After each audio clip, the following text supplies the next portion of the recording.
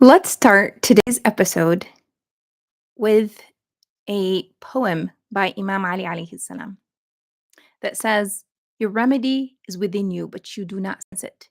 Your sickness is from you, but you do not perceive it. Do you claim that you are a small crime and the whole world is within you?"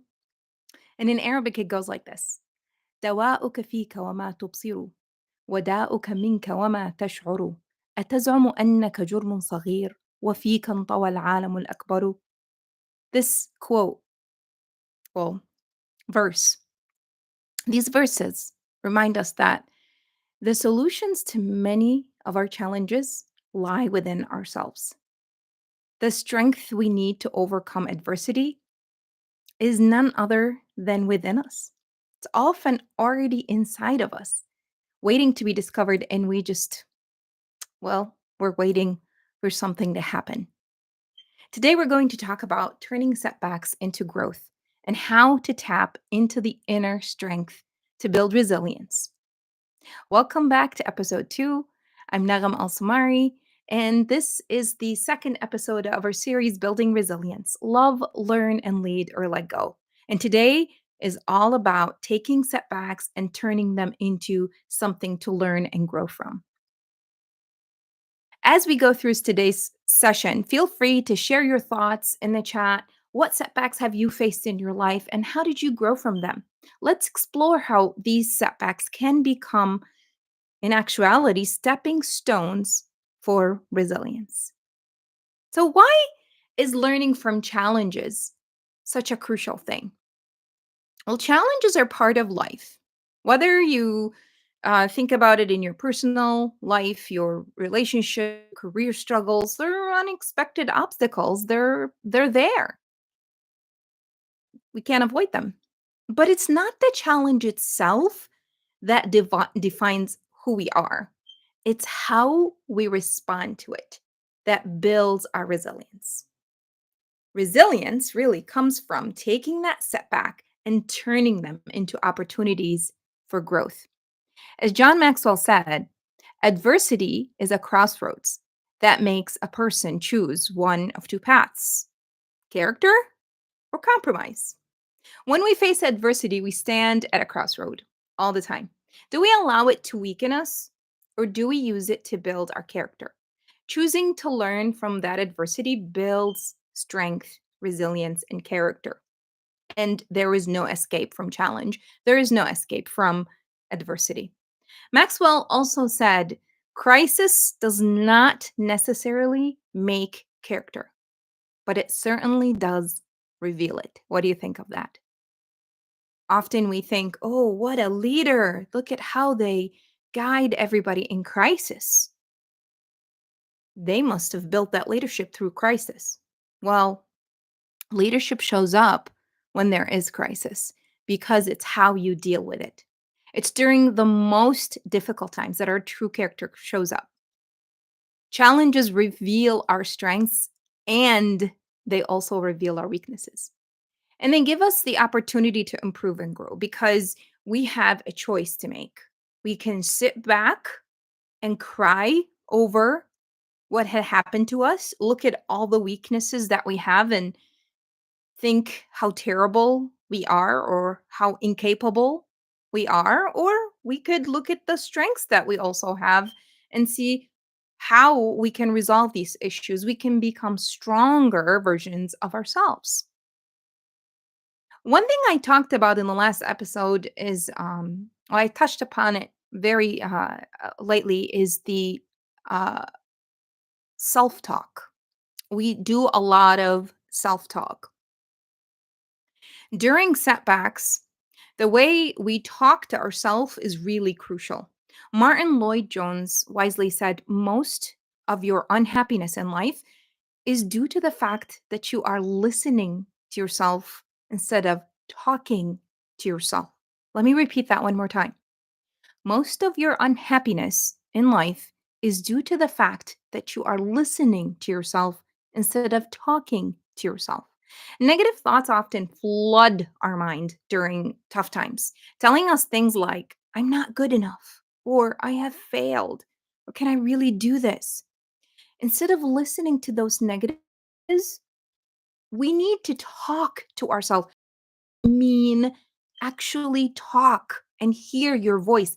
Try it out. It actually makes a difference when you hear your voice saying some things. And we need to do it with intention. Replace I have failed with I am learning. Change I can't do this to I have been through hard things before and I will get through this. The way we speak to ourselves really shapes how we face adversity, and taking control of our self-talk is key to turning those setbacks into growth. So try it out.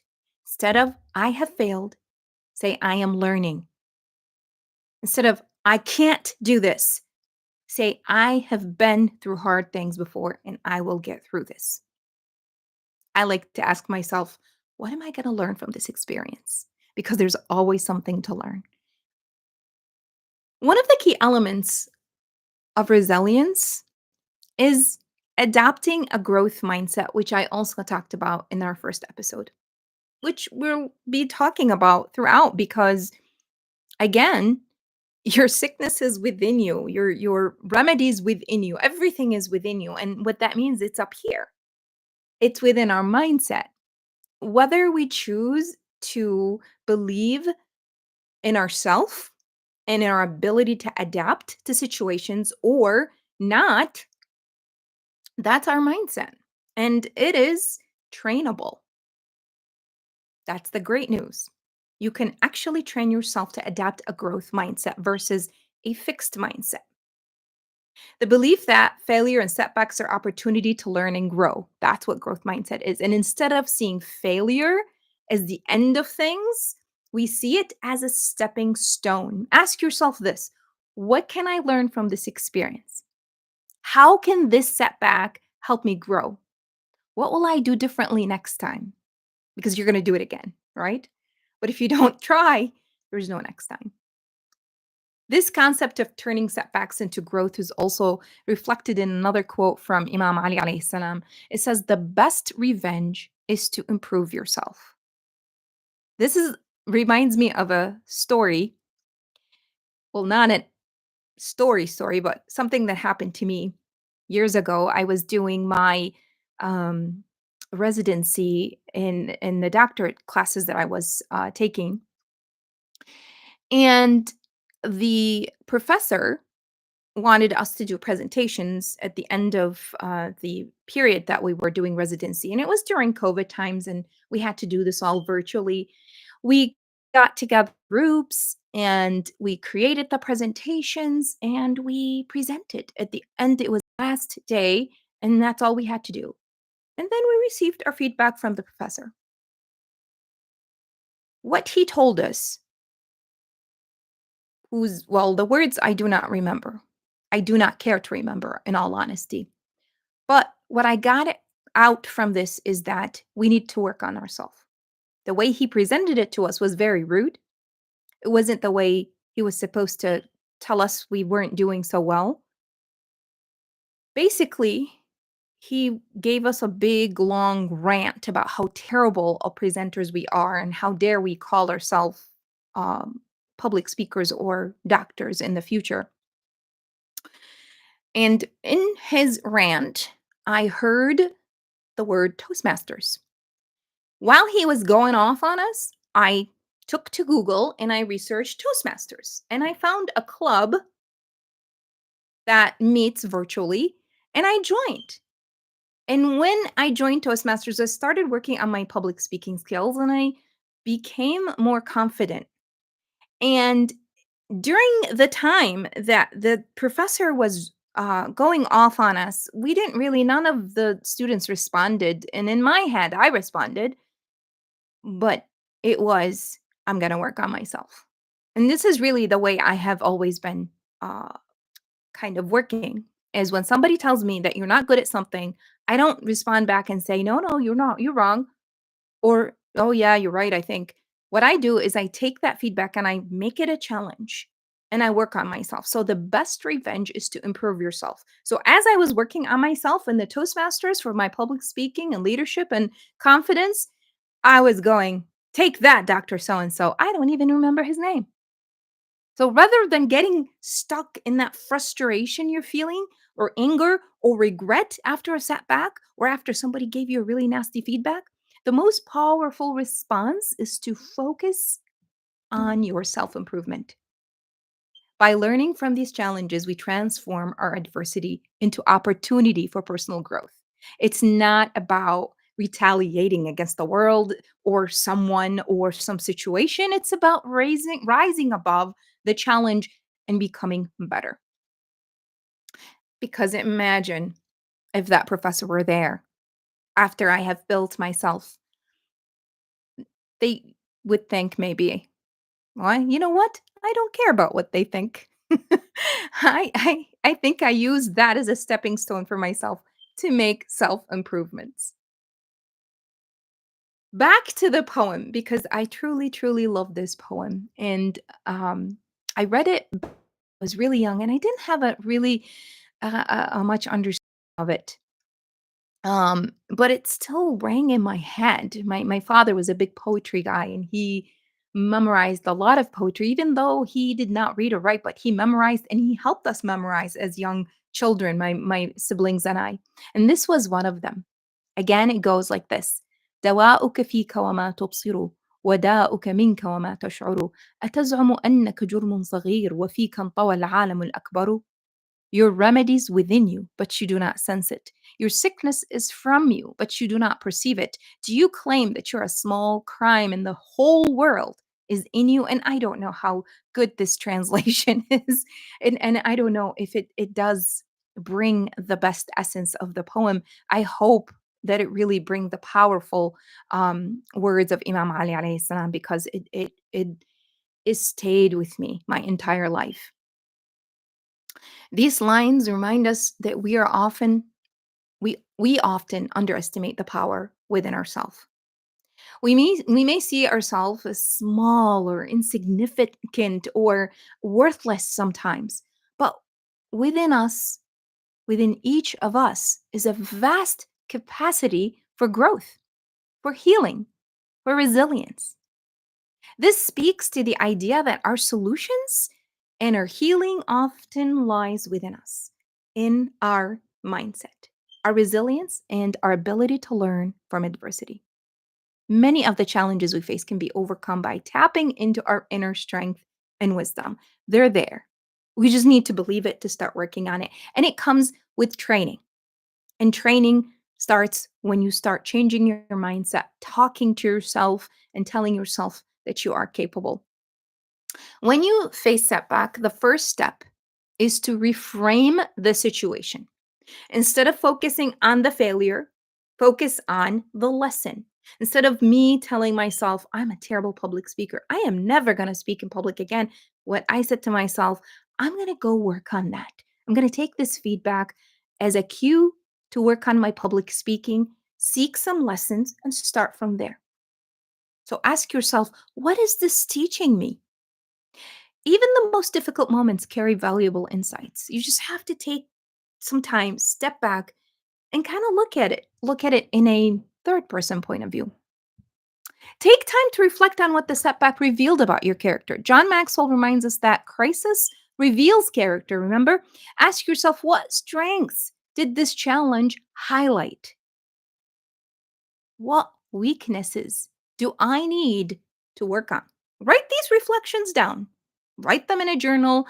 Write them somewhere where you can see them every day. Maybe ask these questions. Put these questions down in front of you where you can see them every day. They can be a powerful way to internalize these lessons. If you see them in front of you every day, you're going to think about them, you're going to reflect on them. And it's a really good reminder that there is something to learn from every challenge. Learning from setbacks is only valuable if we apply those lessons.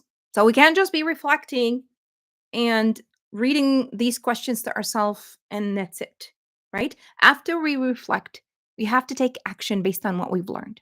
If you realize you need more patience, practice it daily. If you realized if you learned a new skill through failure, use it in future projects. Put it down and say, okay, I'm going to be using this skill in February for something I'm doing. Actualize it. Put it on there with some context.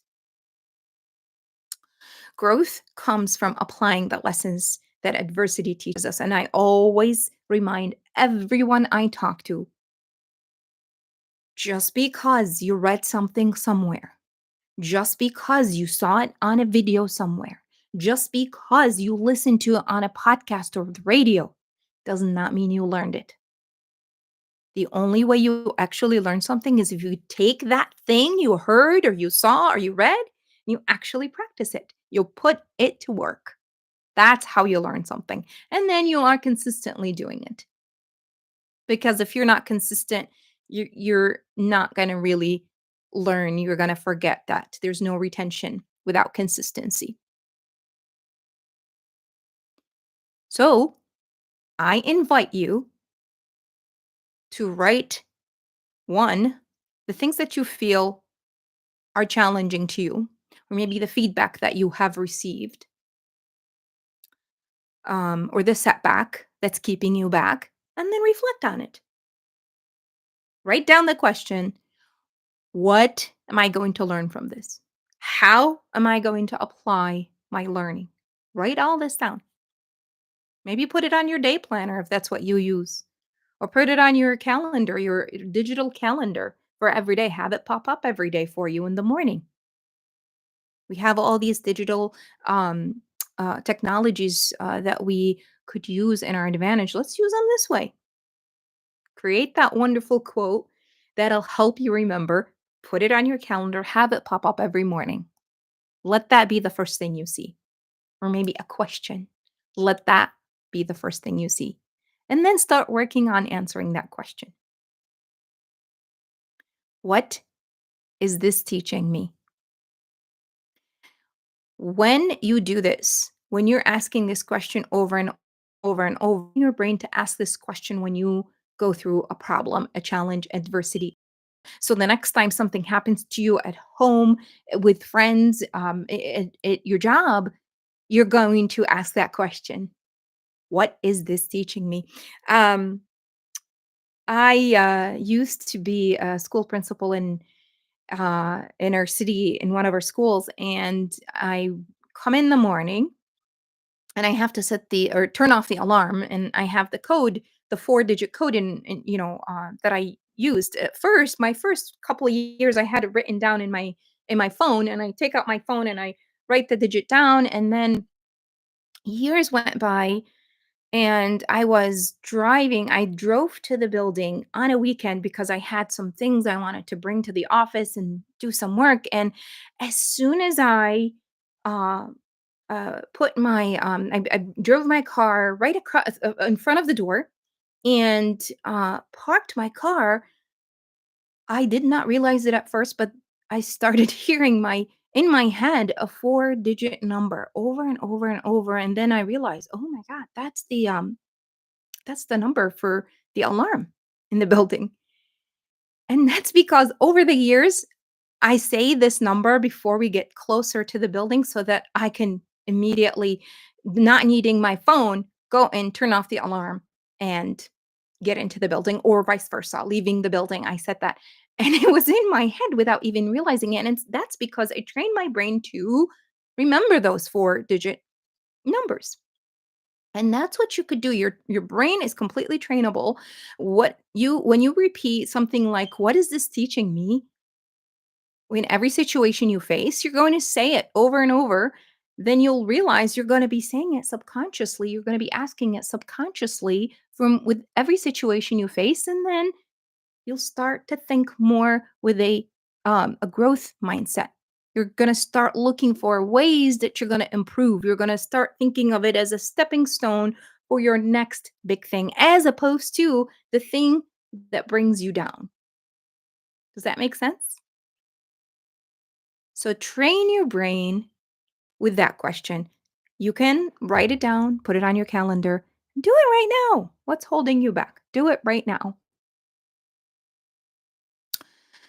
Today, we've explored how to turn setbacks into growth by choosing the path of character over compromise, controlling our self talk instead of listening, we actually talk, and adopting a growth mindset. We also reflected on the wisdom of Imam Ali, who reminds us that a remedy is within us. The best way to respond by recognizing that the power to overcome it lies within ourselves. I would love to hear from you. What setbacks have you turned into growth opportunities? What lessons have you learned from difficult moments in your life? Share your story in the chat or reflect on it after the session. Remember, every challenge is an opportunity to learn and build resilience. Every challenge is an opportunity to learn and build resilience. Share it if you can. And most importantly, let's learn from each other. Share how you have overcome this adversity because it's really important that we learn from each other. Next time, we're going to be exploring the lead aspect of resilience, how leadership plays a crucial role in guiding ourselves and others through adversity. I always say that when you're leading, you have to start with yourself. Lead yourself first. You can't lead yourself. Well, rather, you can't lead other people when you have not led yourself. Learn. That's something else that you have to continually do. Oftentimes, we go to school, we graduate high school, we go to college, we graduate college, and we think we're done learning. We are never done learning. What are you going to do to contribute to your learning, to your growth? You can read, you can listen to somebody talk about learning, you can watch videos, but what are you going to do with that learning in your life after you have read, listened, watched? How are you going to practice that? That's how you learn. So, lead yourself. We're going to talk about that in our next episode and even more. So don't forget to subscribe and set a reminder for episode 3, which is going to be the second Sunday of November. If today's episode inspired you, share it with someone who might benefit from learning how to turn setbacks into growth. And always remember, resilience isn't about avoiding failure, and it's not about being sturdy enough to take it. It's about learning from it, leading through it, and knowing when to let go. See you next time.